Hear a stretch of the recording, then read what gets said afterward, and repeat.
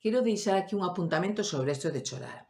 Si realmente cando choro teño que avergoñarme moitísimo porque estou asumindo unha debilidade inconfesable, ou simplemente teño que ver o de chorar como o que é unha ventilación ou un sinal de ventilación emocional. E como tal, seguramente estáme a axudar a xestionar as miñas emocións cando son moi intensas.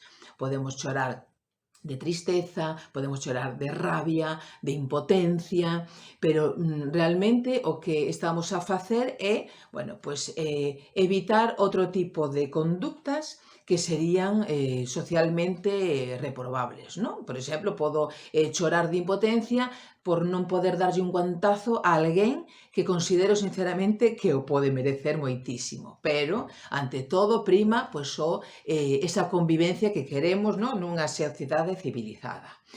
Por iso, alporízame, teño que recoñecelo, o feito de que se escoiten aínda a día de hoxe discursos nos que se relaciona eso de chorar coa falta de coraxe ou a falta de valentía, cando non ten base ningunha, evidentemente, ni obxectiva ni científica, para decir tales cousas, vale?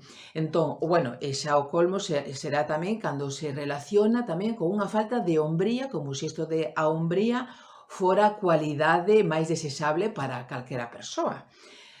Entón, isto é tremendo, pero aínda se escoita a día de hoxe nos medios de comunicación e simplemente me gustaría aquí pois, abogar polo pensamento crítico que temos cada un de nós e non deixarnos contaxiar con este tipo de discursos viejunos, anacrónicos que ten falta de todo e de, por suposto, incluso de mínima cultura, por lo menos a nivel de educación emocional que tanta falta fai e que está claro que aínda estamos un pouco en cueiros.